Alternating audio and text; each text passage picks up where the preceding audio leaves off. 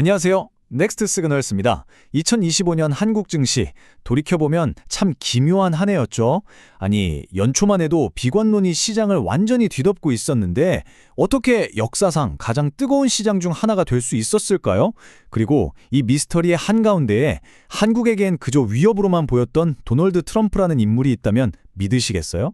오늘 그 놀라운 인과관계를 한번 파헤쳐 보겠습니다. 자, 이 숫자부터 한번 보시죠. 4081. 2025년 10월 코스피 지수가 마침내 도달한 그야말로 꿈의 숫자입니다. 사상 최초로 4000포인트를 돌파하면서 정말 그 누구도 예상하지 못했던 새로운 역사를 쓴 겁니다. 바로 이게 오늘의 핵심 질문입니다.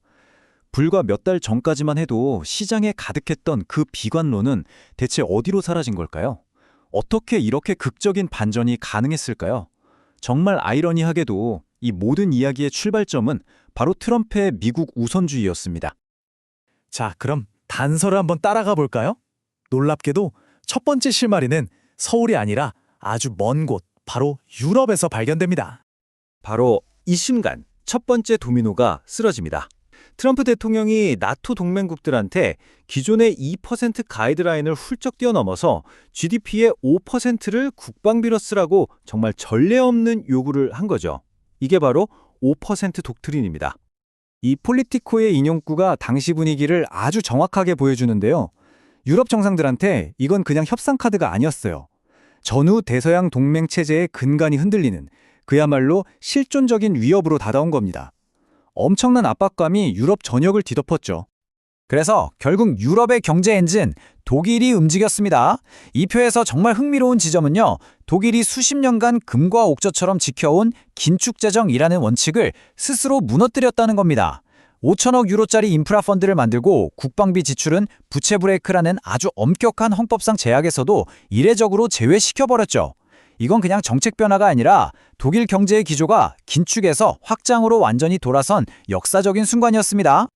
독일의 이런 급격한 재정 기조 변화는 글로벌 외환 시장에 아주 흥미로운 역설을 하나 만들어냈습니다. 바로 이 역설입니다.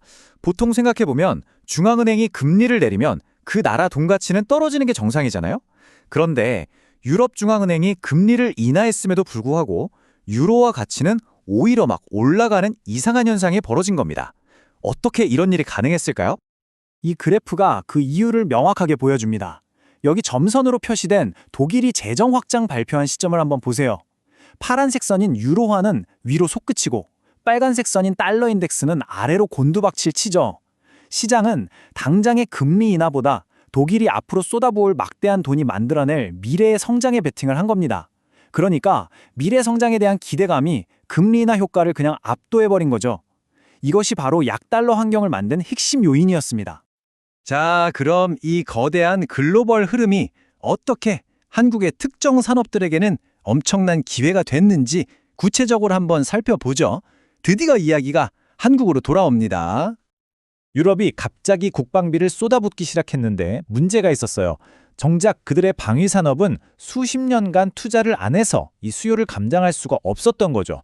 바로 그 빈틈을 준비되어 있던 한국이 파고들었습니다. 노르웨이가 독일산 로켓포를 탈락시키고 미국의 하이마스랑 한국의 천무만 최종 후보로 올린 사건은 K방산의 위상이 어떻게 달라졌는지를 보여주는 아주 상징적인 장면이었죠. 그리고 이 숫자가 그 결과를 증명합니다. 한화에어로스페이스의 2025년 3분기 매출, 전년 대비 무려 147% 급증. 이건 그냥 일시적인 테마주가 아니었던 거죠. 글로벌 안보 지형의 변화가 만들어낸 구조적인 성장이었다는 뜻입니다. 다음은 조선업입니다. 트럼프 대통령은 중국에 맞서서 미 해군을 다시 강하게 만들고 싶었는데 미국 조선소들은 이미 거의 붕괴 직전이었거든요. 이때 구원투수로 호출된 게 바로 세계 최고 수준의 한국 조선업체들이었습니다. 이 표를 보시면 이게 얼마나 완벽한 윈윈 거래였는지 알 수 있습니다. 하나오션, HD현대, 삼성중공업이 수십억 달러를 투자해서 미국 조선소를 현대화해주고 그 대가로 한국 기업들은 세계 최대 규모인 미 해군 유지보수 시장에 들어갈 수 있는 특권을 얻어낸 겁니다. 트럼프는 한때 잘 나갔지만 지금은 쇠락한 공업지대, 이른바 러스트벨트의 일자리를 되찾아줬고 한국은 새로운 거대 시장을 얻게 된 거죠.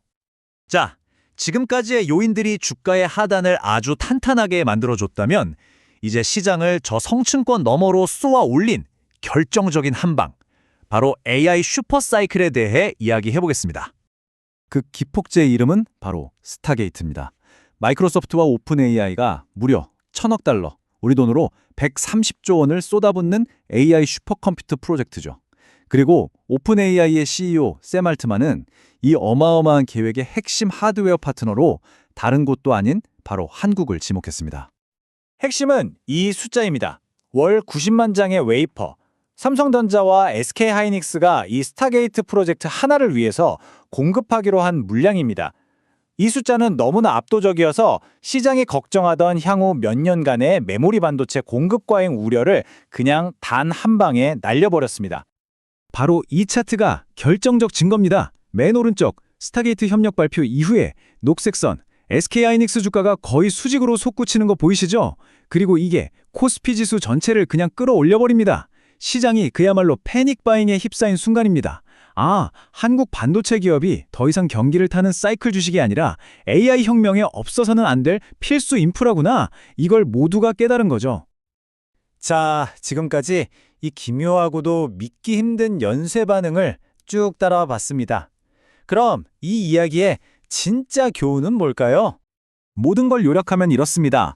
트럼프의 나토 압박이 독일의 재정 확장을 불렀고 이게 약달러 환경을 만들었죠. 이 환경 덕분에 한국의 방산, 조선업이 수혜를 입으면서 펀더멘털이 아주 강해졌습니다. 그리고 마지막으로 AI, 스타게이트라는 초강력 촉매제가 터지면서 마침내 코스피 하천이라는 결과로 이어진 겁니다. 워싱턴 DC에서 시작된 한 정치인의 요구가 서울 증시의 역사적인 랠리로 이어진 정말 놀라운 나비 효과였습니다. 그래서 오늘 우리가 얻을 수 있는 가장 중요한 메시지는 아마 이것일 겁니다. 시장의 가격이라는 건요, 우리가 아는 것뿐만 아니라 우리가 미처 알지 못하는 것, 그리고 심지어는 우리가 뭘 모르는지조차 인지하지 못하는 그 복잡하고 보이지 않는 힘에 의해 움직인다는 사실입니다. 감사합니다. 지금까지 넥스트 시그널스였습니다.